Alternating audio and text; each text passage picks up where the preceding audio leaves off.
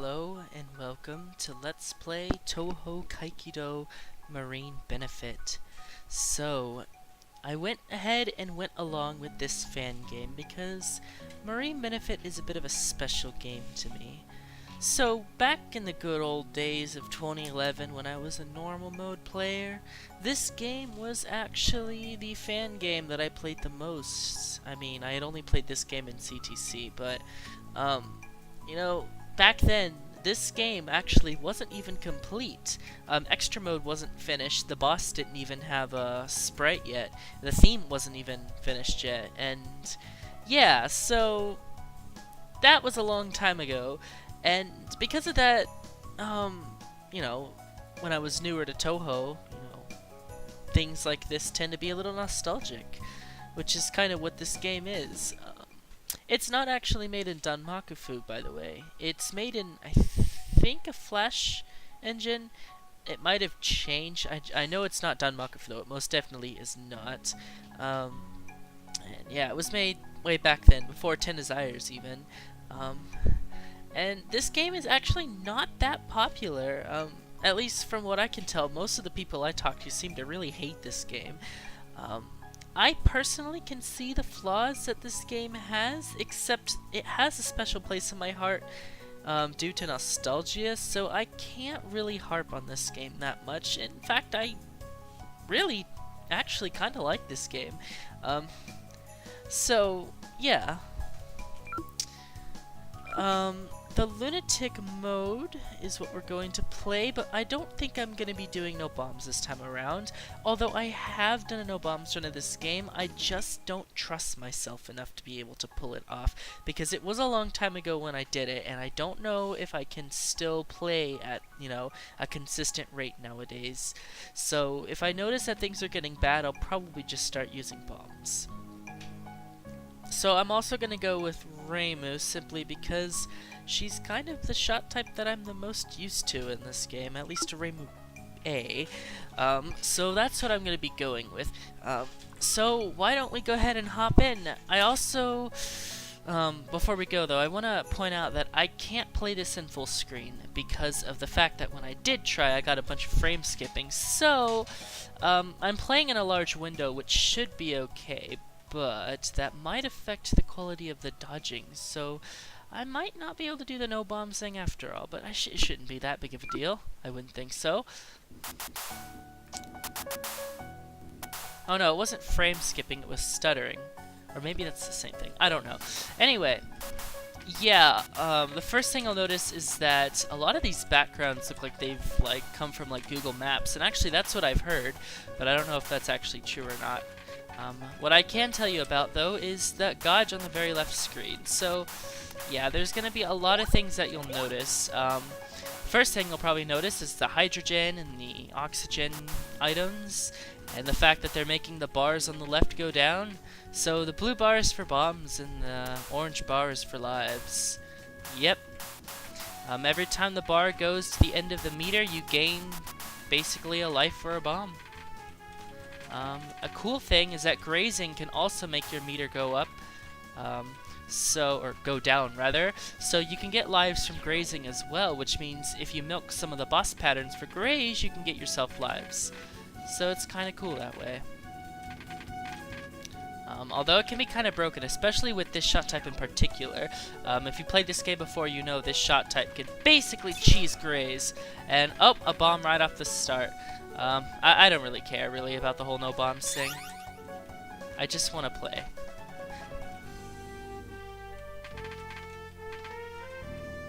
Okay. So, yeah, the stage 1 itself actually is not very intense, but there are a lot of places on the stage in which you can make use of grazing. One of them is going to be right here. So, yeah, the stages are very good with the graze. Which is good because, that's how you get your lives in this game.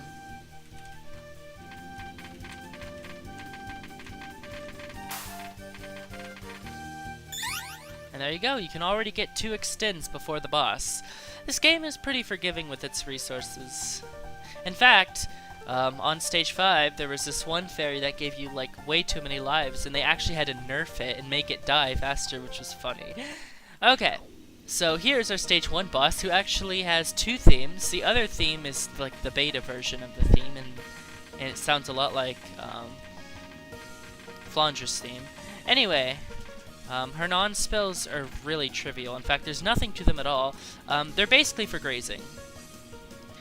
And this first spell is not too hard. It shouldn't really be challenging at all. And I'm not even going to be afraid of the curse because I know I can do it. Okay, that got a little risky there, but I know I can do it. I believed in myself. Now, yeah, if you try to go to POC, you'll notice that she'll start aiming things weirdly, so be careful because you could get bullets fired directly at you if you aren't careful. Now then. Actually, I think she aims them around you, so you should be okay when you POC. Just know that it'll bounce off different sides of the walls, so... Oh yeah, this spell. This one's kind of weird, honestly. I mean, it's kind of hectic. Not really. It's also a different spell card than what she had in the beta version, which is kind of weird.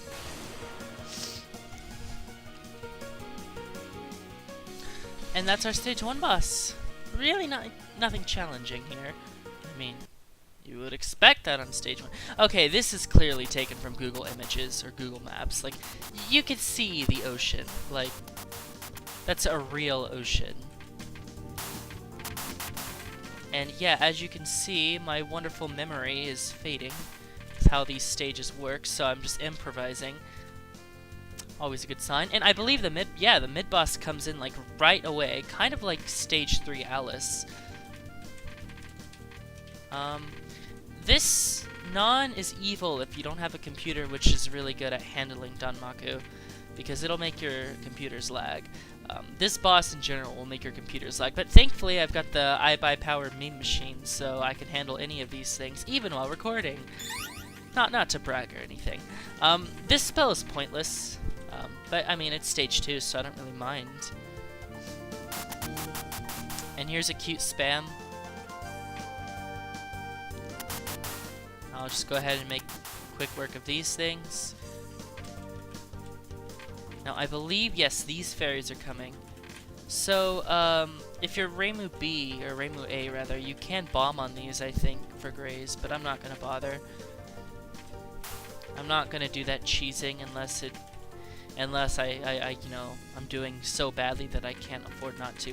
You can cheese this, by the way, by staying up on the screen, because the purple balls turn into blue and red ones as they go down, but if you stay high, you can dodge all of them before they start splitting, which trivializes that part. I came up with that back in the day. I'm proud of that, although I'm sure everyone else does it too, so it's like not copyrighted. Anyway, so yeah, the first thing you'll notice about this boss is that her theme like literally starts off the same as Hina. I'm assuming that's a reference because she like spins. Oh yeah, this spell. I think this is just random RNG. Sometimes you'll want to be in the middle, sometimes you might have to go to the side. Although, I mean, the thing happens too fast anyway that I don't think you have enough time to make the decision that you need to go to the side, so I would just stay in the middle the whole time and hope for the best. This non is evil. This non is evil. It doesn't look it. It actually isn't too bad now that I just remember it being evil, but it doesn't actually seem that bad. Maybe it was because back then my computer would lag a bunch, so that's why I couldn't handle it. Ah, right, this spell. This spell's an interesting one, because you've got to wait a bit before going down, but as soon as she goes higher on the screen, you can afford to go back down and start damaging her.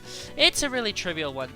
The hard mode version of this spell I hear is like impossible, which is strange. Oh. And remember, in the last comer, when I said the stage 2 boss kind of ripped off this boss, well, this is what I'm talking about.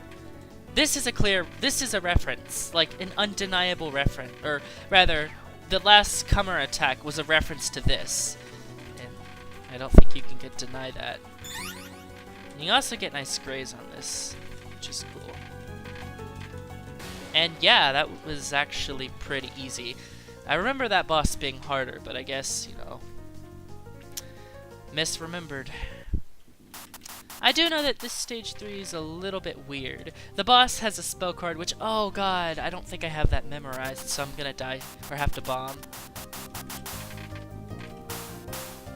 Alright, so on this stage, you really gotta know what the enemies are doing, because, again, if you don't, you'll get surprised like I did.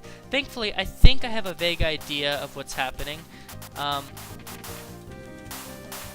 You might want to kill one side of enemies here, you know, for obvious reasons.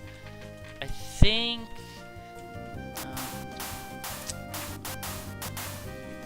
so kind of move to the left with these fairies, I guess.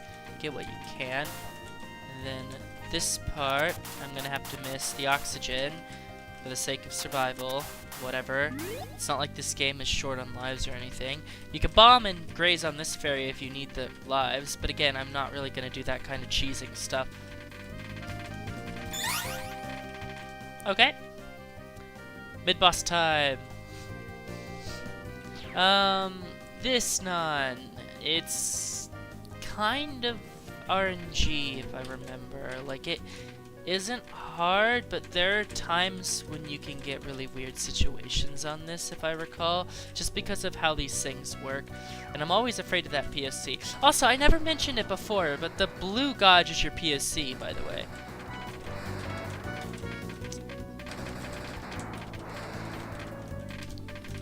One of the reasons I don't feel at ease with this spell is simply because I don't trust Marine Benefit hitboxes. And, you know, that's a wise thing. Don't trust Marine Benefit hitboxes, because Marine Benefit is just the type of game that's out for your blood.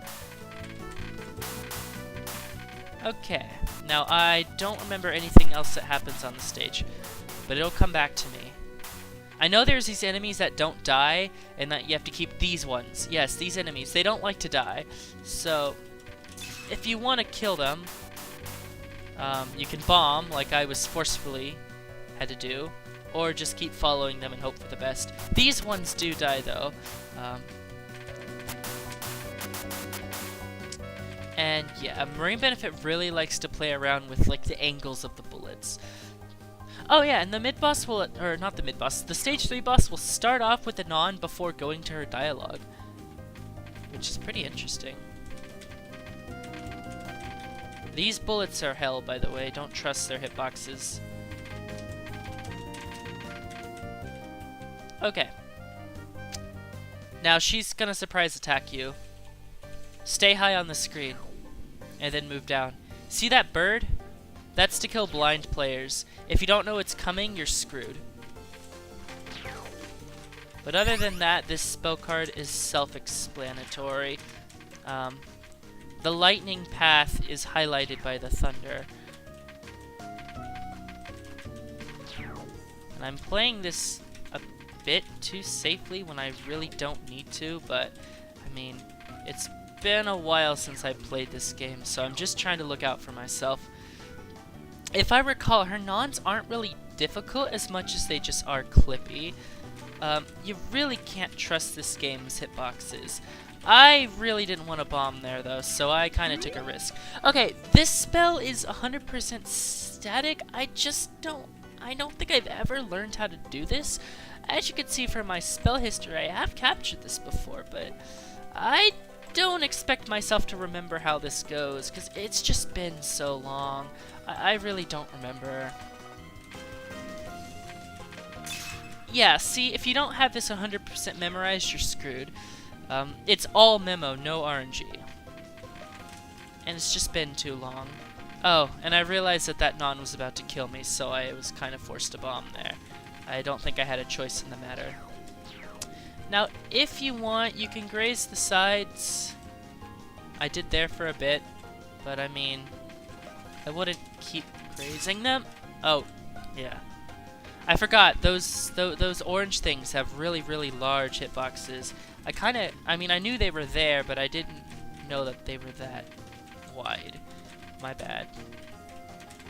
Why am I doing so badly at this attack? That attack isn't even hard, but I know what to do. You're supposed to stream up and down, but I tried to graze the beginning to showcase that, and I ended up losing resources that I didn't need to. And I will blame the game for that, because I don't feel like taking accountability for things today. the game cheated. Alright, I'm just gonna bomb here because these fairies are obnoxious and they don't die. So if you are playing with bombs, just do that because those things are really, really obnoxious.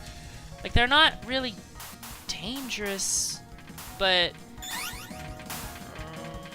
considering the fact that they're going to be combining with everything else that's going on in the stage, you'd best get rid of them if you can. Otherwise, things like that can happen. They limit your mobility too, so you're not really able to move around a lot. Now then.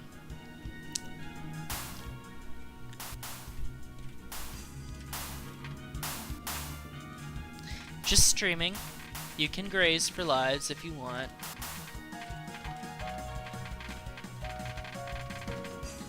Oh yeah, the Death Fairies. Okay, so this first Death Fairy is pretty straightforward. Misdirect. And it's really easy. I'm playing that a bit too safe, but oh well.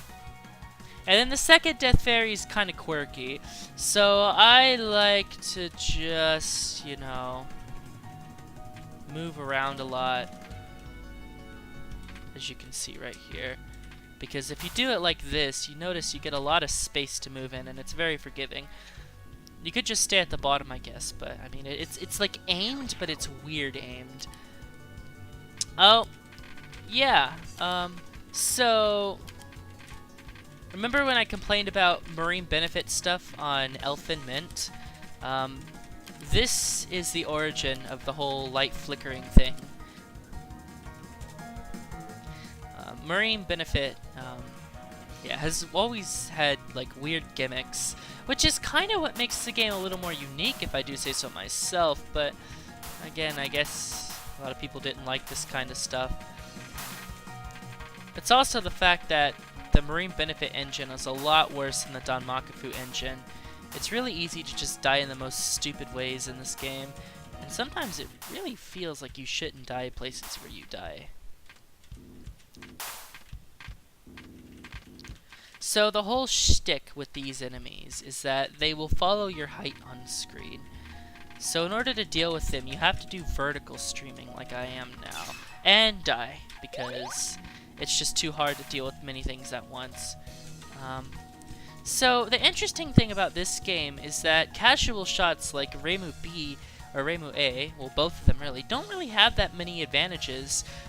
In this game, what you really want to have is those quirky shots that Sane has, because, or use the laser Marissa. Reimu A actually isn't that good outside of her bomb and her general damage. By the way, this boss is going to change depending on which character you're using. You'll see her gimmicks soon enough. It'll become apparent. Yep, she transforms. Now, I do believe the best way to handle this spell is to stay away from the Marissa and the Sane, but God, it's just been too long, I don't remember. So I'm just going to dodge it like a champ.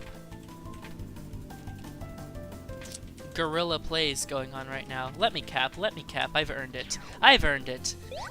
I don't think there's any question about that. Okay, so this attack is a good graze milk attack.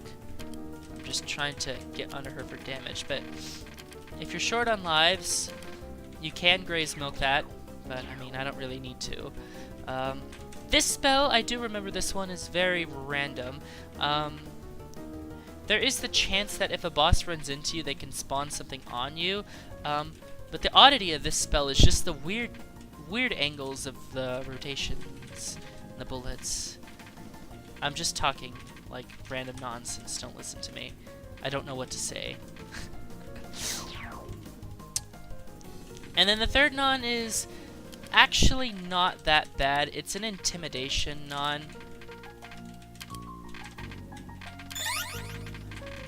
Basically, it's there to kill you a bunch when you first play the game, but then once you realize how it works, you never fail it again. I'd almost failed it actually there because I was getting two bad gaps, but it worked out. And then the last spell is funny because on like hard and on easy and normal it's different, but on hard and lunatic, like, the bullets get really big. If I recall, on the lower difficulties, the bullets get really small, or rather, they do something different. I know that. But I mean, although this spell looks intimidating, it is just random dodging, and because the bullets kind of... Okay, that was mean. That was mean. I'll go ahead and graze on Sane. Oh. Oh yeah, one thing about this game you have to remember is your invincibility is really tiny, so be wary of that. Especially when you die, it's very easy to die twice if you don't take that into consideration. Also, I've never figured out this Reimu spell, it's kind of weird. I'm just going to move a lot, because my intuition tells me to, but I guess it didn't work. Oh well. I mean, you can't expect me to memorize a fan game that's really old.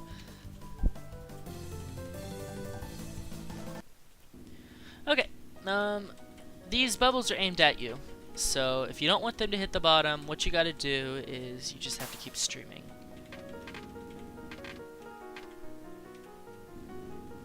It looks like they don't always fire those needle bullets. It's only every 2 waves. I didn't actually know that. Okay. That's fine. I do know there's streaming fairies coming up, though. These fairies, I think. Yes, I was right. I remembered. This stage actually has a lot of these kinds of fairies, so make use of them to get your lives.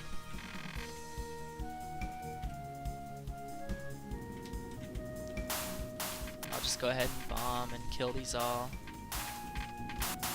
It's good for the resources. I'd like to get my max power back, but I don't think I will.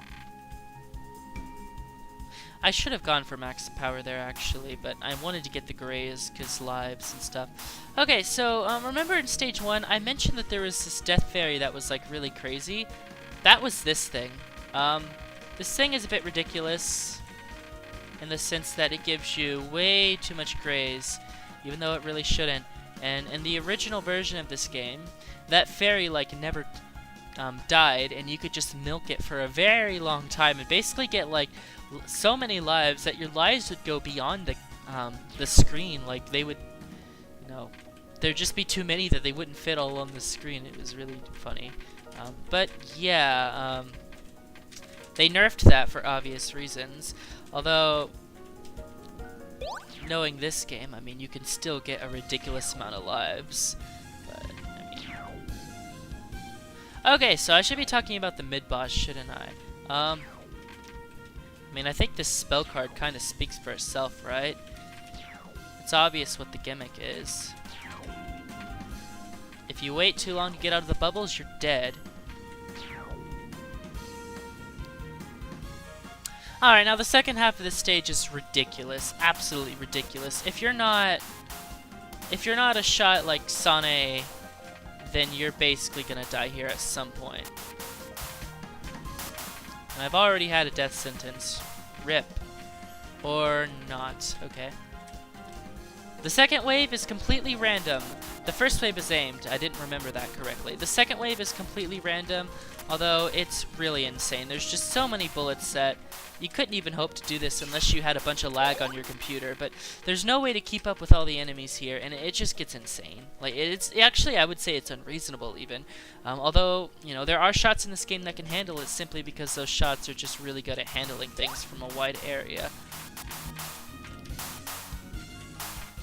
Alright, now I don't actually know how to do this part effectively, so I'm just gonna bomb. I don't really feel like learning that. I couldn't even if I tried. I did some grazing during the bomb to get an extra life. Oh god. This boss takes show to a new level. With horrifying stage 5 bosses, I mean.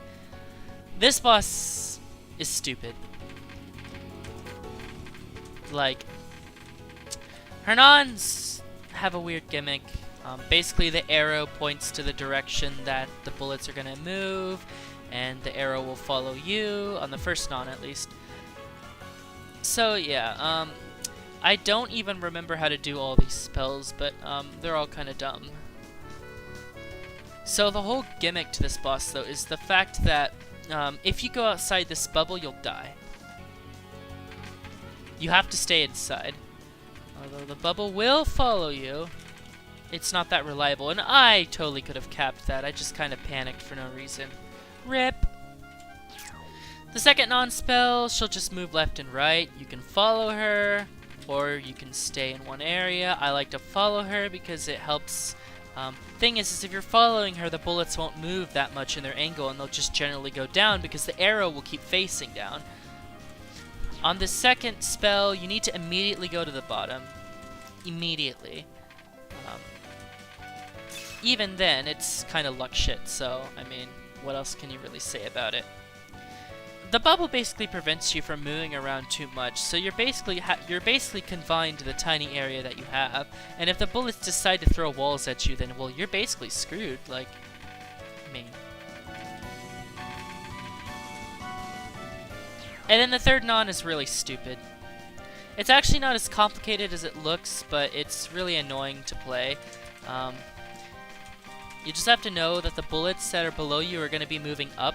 So if you don't prepare for that, then you're in for a surprise. So you'll have to move up while dodging, and it's really annoying. No one should ever have to do that in a Danmaku game. Oh my god. Alright, now for this spell. It's all streaming. Everything is aimed at you. And although that seems like a nice idea at first, do remember that the gaps between the bubbles can kill you. So, if you're like me there, you'll have to move up to get away from that, and then you'll die. I hate this spell. This is one of the worst spell cards I've ever fought in a fan game. It's all memo. There's no RNG. I just hate it. It's really stupid. It's not even that fun at all. It's really stressful. This is beyond stressful. And it just... I hate it. I really do. I mean, it's a timeout. And you basically have to stay in the bubble. And you have to memorize what the bubbles do, because they change their, you know, their patterns. They change, you know, their movement instantly. So if you don't know that it's about to change, well, you're gonna die no matter what, because, you know, you have to memorize this. And then the last wave gets faster and faster every time, so as Reimu, you're gonna struggle with it because you're not gonna be able to keep up with it. And I captured it. Wow. I actually captured that spell. Out of all the spells in her fight, I captured the stupidest one. I'll take it. I don't mind capturing something like that in NLP. That's good for, like, showcasing and stuff like that. So that actually makes me happy. I'm quite pleased with that. Alright. Stage 6. It starts off at a very unimpressive note. Actually, the entire stage itself is really unimpressive. It's really straightforward, too. Just stick to one side of the screen for this part, and then you'll need to move up and around a fairy. Like right now. And then there's a second wave that comes, and you'll do the same thing.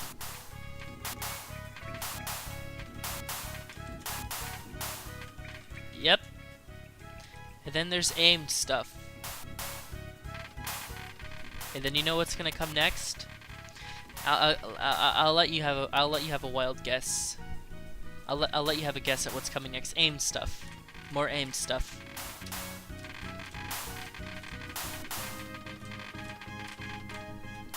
Alright, and now for this part, start on the right and slowly move to the left with these fairies. If you're already on the left when they start doing their thing, you're gonna get walled.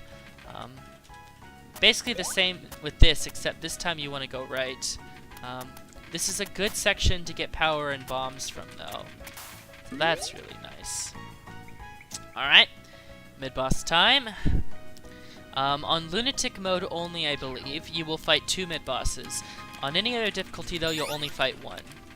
I don't know if hard mode makes you fight Kasumi. but I know that Lunatic, well, obviously, as you can see here, it does. And the spells are different depending on the character, but the Reimu spell is really easy. In fact, the only spell that's really that challenging is the Marissa and the Sane one. Well, the Marissa one's not even that hard, but the Sane one is really stupid, and you shouldn't have to deal with something like that so late in the game. Megami doesn't have a hitbox, but that doesn't stop the spell from being stupid. I actually really hate that spell. It's really hard. It's just random, that's why. Speaking of random, our final boss, heavy on the nons, light on the spells.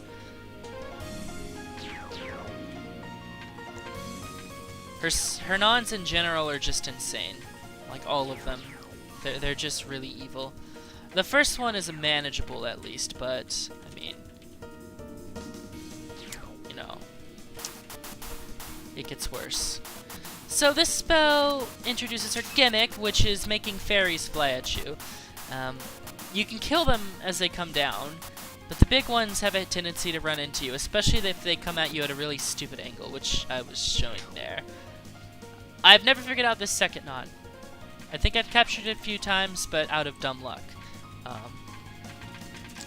It's really weird and overwhelming, and there's really no safe space to move around in. Like, if you try to stay in the middle, I guess that can work, but it's just far too dense for it to be anything reliable. Fortunately, the second spell is trivial, unless you're doing a pacifist run. There's a video called Mikoto Hates Pacifists, which shows what happens if you don't kill fairies on this attack.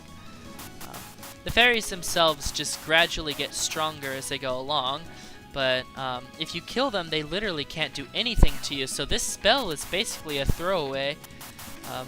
There should be no reason why you would ever fail this spell as long as you're killing fairies. Again, if you're not pacifying, you'll be fine.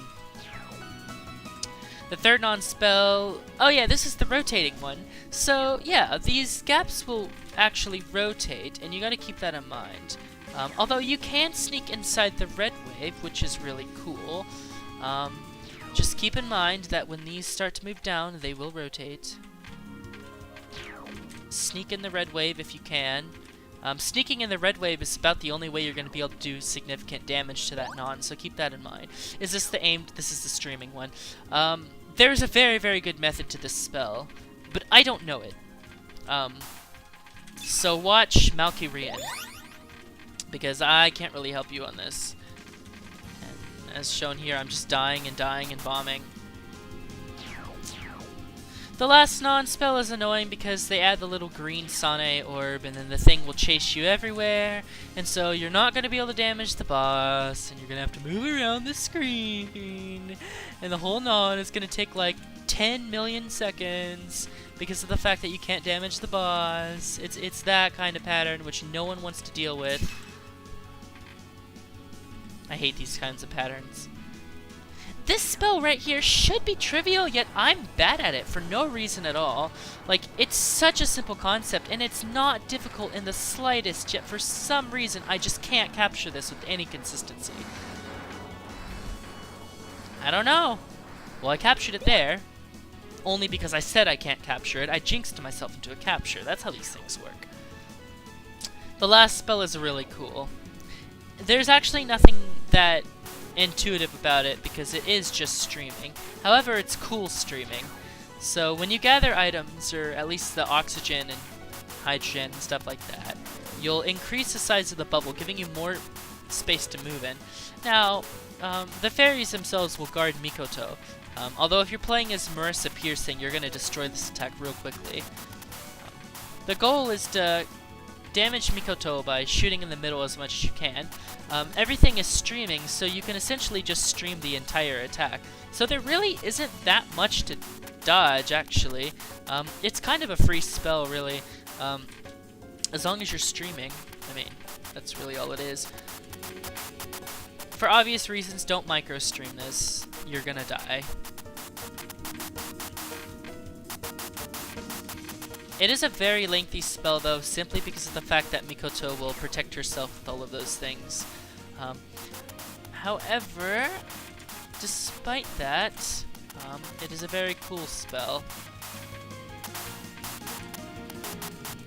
make sure that on this last wave in particular you are getting a lot of items, because otherwise you'll find that your dodging space is limited. As you can see there, those enemies themselves will fire bubbles at you, which will limit your movement. However, if you do what I did right there, you should be fine. It really is a free spell. It's not challenging in the slightest. And there you go. Basically, all of those spells are free. Even the third spell, which I died to, can be done well if you know the strat to it, which I don't. So basically, the final boss is really only hard because of her non-spells, which is kind of ridiculous. By the way, can we appreciate the wonderful artistic music ability? I don't know what is, I forgot the composer name, but he's really, really good, and I really like the Marine Benefit OST. It's very calming.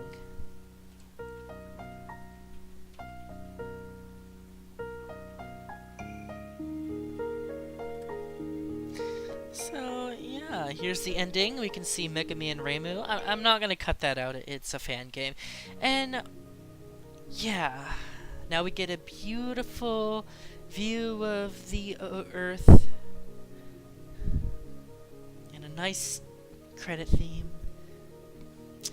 This credits actually reminds me of Lulk, although Lulk came later, so I mean, I guess Lulk reminds me of this. It's space. It's literally just looking at the Earth's atmosphere. So yeah, Marine Benefit is a game about creativity, although mechanically it's very bad, so a lot of people don't like it based on that, and that's actually a reasonable reason not to like a game. Like, if a game is really, you know, creative and has good music and good patterns, like, you know, if the mechanics are kind of bad, then, you know, I could see why it would be a little more unappealing. And maybe some people aren't really a fan of this game's patterns in general. I mean, Megami can royally piss someone off, and I don't blame them for hating her. And I know there are many people that care only about graphics and nothing else. So those people probably wouldn't like this game because, well, the graphics aren't the best. The player sprites they're really, really simply made, so to speak. I mean, the portraits are kind of nice, but the backgrounds are all like copy-pasted stuff, and from a graphical perspective, this game isn't that great. But, I mean, again, this game holds a special place in my heart, so I really can't harp on it. I really can't. Also, this game has something very cool.